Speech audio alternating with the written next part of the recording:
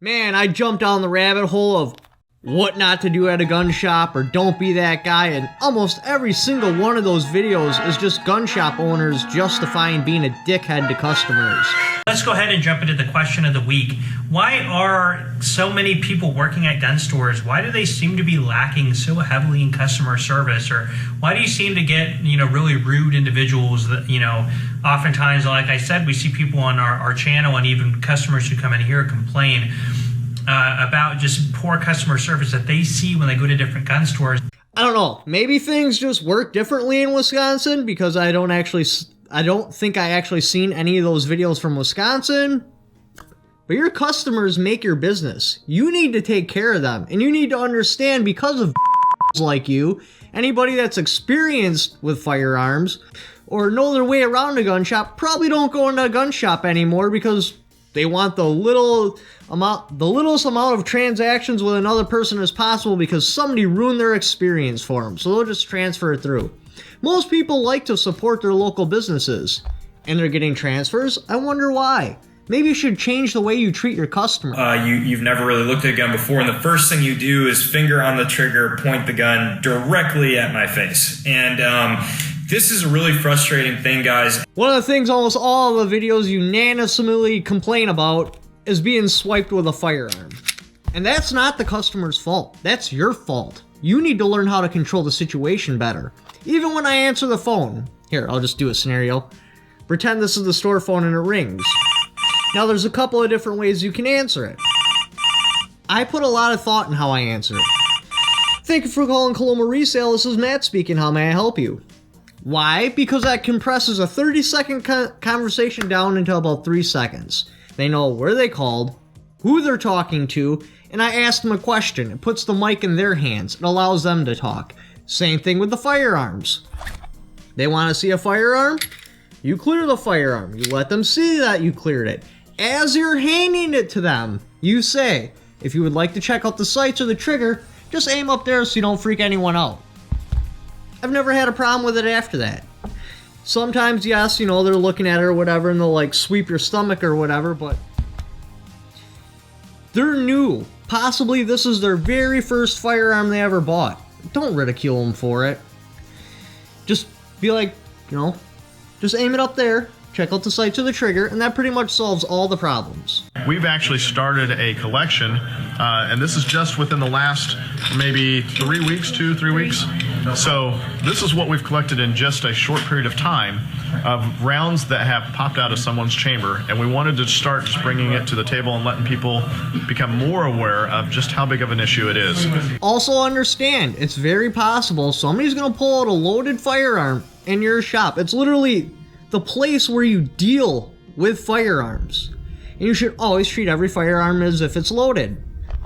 I had seen this one video, they were talking about, sometimes they'll bring it in and say that it's clear and then we'll find a round in the chamber. Cleared it right before I came in, but there you go. Is that a bullet? That was a bullet. I just cleared it. As soon as I'm handed the firearm, the first thing I do is clear it. Treat every firearm as if it's loaded. If I should happen to rack it and a round falls out, I'm like, oh, you forgot one. And they'll usually freak out at that point and be like, oh my god, I'm so sorry. I'm like, calm down, accidents happen. We're humans. There's nothing you can really do about it. It's done. It's over with. Let's move on from that point. So what would you like to do with that firearm? Because usually if they bring in a firearm, it's because they want to sell it. Every once in a great while, somebody will pull out their concealed carry just because they're proud of it. Like, they spent a lot of money on that firearm, which is actually a great way to switch the topic. It's alright, you pulled it, you cleared it, which they told you it was clear and a round fell out. Then you just start complimenting on how beautiful the firearm is and how you heard about how awesome they are and stuff like that. Calm them down. De-escalate. That is the key. De-escalate, de-escalate, de-escalate. The next thing I always see him preach on about is about straw purchases. What we worry about the most in our gun stores is straw purchasing. So we are trained to specifically ask questions and look for, if we are concerned about a straw purchase, what that looks like, and to try to uncover one. Who do you think you are, Batman? Do you think you're single-handedly saving the world? And do you really think there's a line of people willing to commit felony charges for their friend? No. The people that are actually committing straw purchases are very small.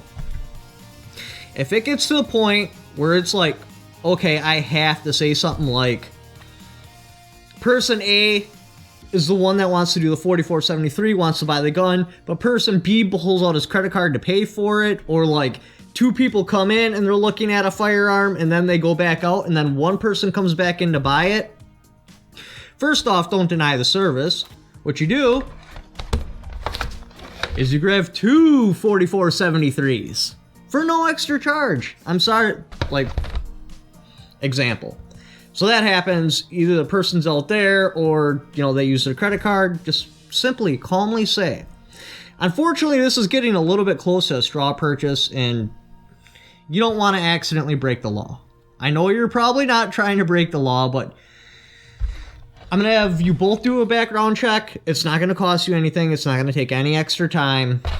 It's just because of how it played out. A licensed gun shop will ask you to fill out one of these. And question 11 will ask you specifically if you are the actual buyer of the gun. Relying on the application would make you a straw purchaser. And if convicted of the federal crime, fines and up to 10 years in federal prison are the end result. You got to understand, usually if somebody brings somebody in with them to buy a firearm, they trust that person for a reason. For whatever reason, you don't know their past, but they have instilled their trust into that person. So it's normal for two people to come in and one person, kind of go over the firearms. Like, I'll even give them the floor. I'll ask them what firearms they want to see. I'll just shut up and I'll let them talk about it. Because why would I want to try to mess with trust that could have been built over years, or for whatever reason? This guy could be an ex-Navy SEAL that teaches tactical training classes. Who knows? I don't know. Even if he says something, unless it's something that's like obviously dangerous, like you could get hurt doing this, I'm not going to say a thing, because that person trusts that person. All I'm going to do by interrupting them is make them trust me less. That's not what I'm here for. I'm not here to teach tactical training courses. I'm here to help you find your firearm. That's all I am. Just the guide. Asking us as associates to answer your legal advice. I know I've picked on this guy's video a lot, but he's made some pretty big statements. But anyway, maybe things are different here, but like literally the only legal advice we ever have customers ask us for is, can I purchase a firearm if I'm out of state? Which then I'll call their state, figure out their gun laws. Unless of course it's a pistol, then I have to ship the pistol to their FFL in that state, and that's how it works. Or can I buy my family member a firearm? Which every state has different laws, so you just basically Google it and show them it. Hey, I've never purchased a firearm before, but, I don't have a squeaky clean record. I was a kid once. Do you think I'd pass the background check? That's when I would say, I don't know. Let's give it a try. You're not going to get arrested if you fail. There's no reason not to just try it. Worst case scenario, they say no. The best thing I can say is if you ever at all have any crime on your record before you even walk into a gun store, make sure you contact a firearms attorney. And a lot of the times... And that's about it. I mean, there's really no actual legal advice being asked. Because why would you ask me? I'm not a lawyer. I'll help you out the best I can, but chances are I'm going to reference you to, like, these people. Because they do have a bunch of lawyers, and they would be more than happy to talk to you and sell you their insurance. Talk to you about safe storage and staging of firearms. It's uncomfortable if somebody, kind of turns around like this and, they're looking at the gun, because just simply, I don't know if you're putting around in the chamber or doing something weird with it or getting ready to, run with the gun or so. It's a very stress-inducing way to look at a firearm. Now, because I've already picked on this guy's video so much, I do have to agree with him. Like, you take your firearm and turn around like this. I am going to get nervous about it, but I'm just going to clear it again. I already clear it when I hand it to you, when I take it back. When I'm just randomly talking, I'll clear it again. It's just something I do a lot. Even before I shoot these videos. You clear the firearm before you even start filming. Then before I do my trigger break, I clear it again. And then before I put it away, I clear it again. You just clear the firearm constantly. Oh yeah, this that new Springfield. Another thing that I hear a lot of people complain about in these what not to do at a gun shop is just being a novice to buy a gun. Like literally, the people that come in here, chances are it's going to be their first gun purchase. And if they really look unsafe, because I'm dealing with you for like a half an hour maybe. If you can convince me in that short amount of time that one, you're either committing a straw purchase, which I've talked about, I'll just give them both 4473s, and to say that it's a straw purchase just because they have on weird information which they could have totally got off of a YouTube channel is stupid. Like, you literally have to come in with two people and in that short amount of time convince me a straw purchase, or two that you're just so inexperienced it would be a safety issue for me to turn over a firearm to you. And that's actually the ideal situation, because I'm like, well, hey, you know, let's be straight here. You don't have much firearms experience at all. We have a range like literally less than 4 miles down the road. Why don't I grab some of these firearms that you might be interested in? We'll shoot them. If there's one you like, you know, then you can buy it. All you got to do is pay for the ammunition. Now, if you want to take one off the shelf here to shoot it, you would have to buy that one, because then that would become a used firearm. But really, we have a big enough spread at our house to you can get a good feel for a lot of different firearms and get a good idea of what you want. And I like that because it almost guarantees a sell. When you put that much effort into the customer, which I recommend all you firearm shops should do, they trust you. They like you enough to want to buy your product. Usually if somebody's buying a product, so it breaks down 1/3, 1/3, 1/3. See if I can remember how it goes. So 1/3 of people, they're just going to buy the cheapest product no matter what. Nothing else matters to them. The next is the best customer service. The other 1/3, they really don't care. It's more of an opportunity thing for them. Impulse it.